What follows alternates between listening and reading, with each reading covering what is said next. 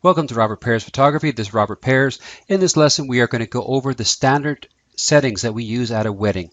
This is information that we've gathered over a period of time, but I encourage you to go back and study the lessons that explain the various parameters so you understand why we use these settings, and you can then make adjustments as necessary with understanding. Again, these are parameters or settings that we have discovered over many years, over many weddings, and we find these work. So these are the basic settings we'll use, and we will then adjust as necessary based on situations. So in this lesson, we'll go over the modes that we use, ISO settings, what to do when you're outside, what to do inside with flash, what to do inside with no flash. I'll then provide you a cheat sheet, and then I'll finish with a little information on fill flash. So again, we're going to look at various settings, various situations that we typically encounter at a wedding, and the settings that we typically use. Okay, let's start by looking at modes. And there are two basic modes that we use. M, which is manual, and AV, which is aperture. In the manual mode, we can set both the aperture or f-stop opening, and we can set the shutter speed. And we will use this when we're working with flash.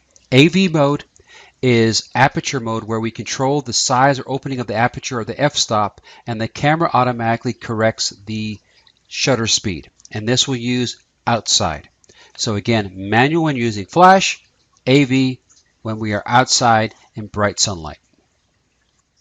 Let's talk a little about ISO. ISO is the measure of sensitivity of the sensor, and it goes back to the old film days. If you ever worked with film, you'll know that you could buy film at various ISO settings from 200, 400, 600, 800, and it really gives you the measure of the sensitivity. Please note there is always a compromise between sensitivity and resolution. The more resolution or the fine detail you want, the less sensitivity you have. The more sensitivity you want, the less resolution. So we're always trying to find that perfect balance.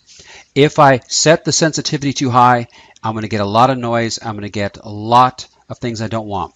So I want to get the sensitivity as low as possible, but is at the maximum amount for that particular situation. So start off with the sunny 16 rule, and the sunny 16 rule states that in a bright sunny day when you're outside, the ISO should be set at 200 and the camera with an f-stop of 14 to 16. As the sun begins to drop or clouds come, you will start to increase that ISO, because again, the ISO 200 is set for low sensitivity, high resolution. If I need to increase the sensitivity, I will up that ISO. So as things get darker, I can up the ISO. In a cloudy day, I would probably be 400, 800. If it gets dark, so late afternoon, early evening, I would probably be as high as 1600. When I am inside and I'm using flash, I set the ISO around 1600. If things are really bad in there, it's low light, I may go as high as 3200, but I try to avoid that. I really try to stay at 1600. If I'm trying, for example, to get church photos where there's a large family, a group, and I'm trying to get as much in focus as possible, then I may up that ISO again so that I can increase the f-stop. Because remember the rules on the f-stop, that the greater the f-stop, the greater the depth of focus, but less light comes in. So I've got to make up for that somehow so I can increase the ISO.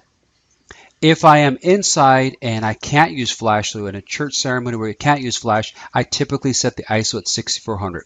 If I'm doing sports at nighttime, for example, where you cannot use flash, I would use an ISO of 6400. Again, you're going to see more noise, less resolution. So we want to keep that ISO down as low as possible, but situations may dictate that we actually increase it. Okay, so we are outside, it's bright and sunny. What do you set the camera at? Again, sunny 16 rule, ISO of 200. Normally you'd set that f-stop at 16. I usually find 14 works better, but you can do anything from 14 to 16 with a wide angle lens.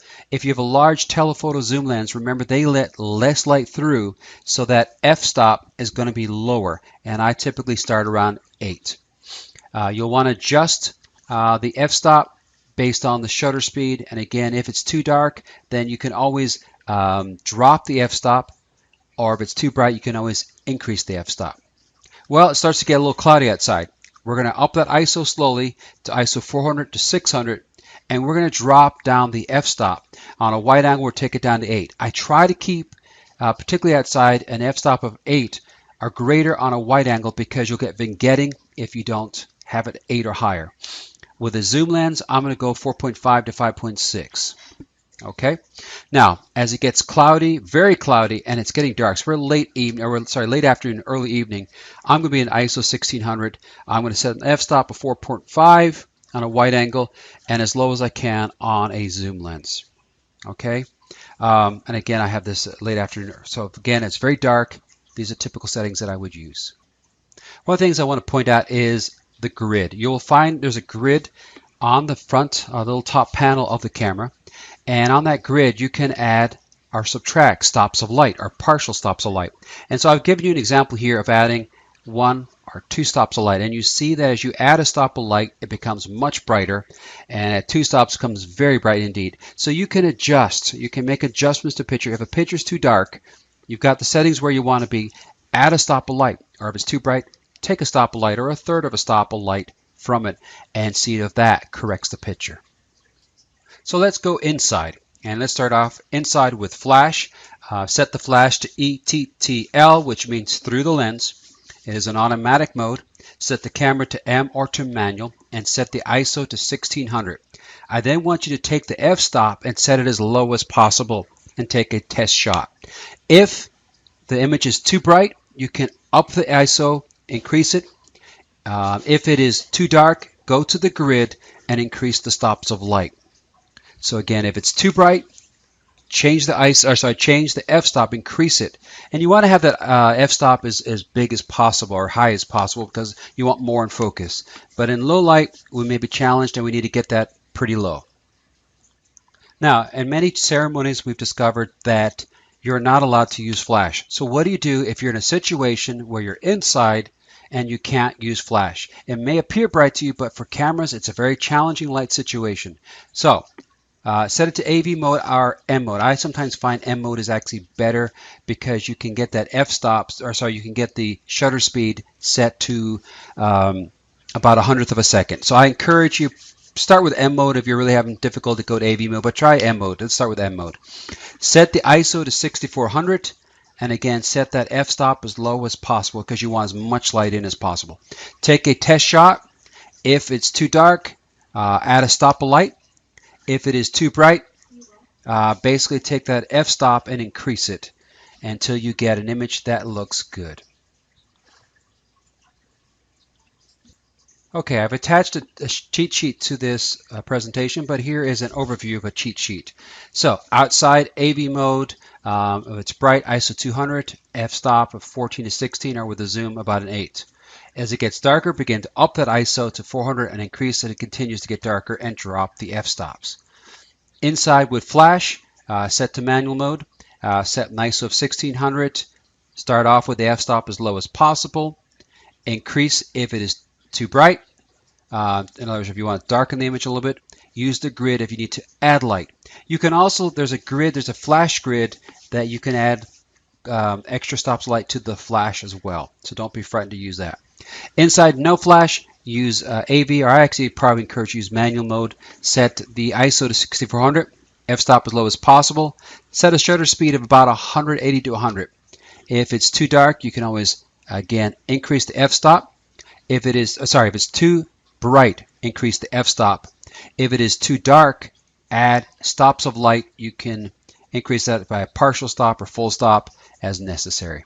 Finally, I want to talk a little about fill flash. If you're outside on particularly if it's a bright sunny day, you're going to notice that you're going to get harsh shadows from the sun, which can often fall on a face, and it just does not look very well on a picture.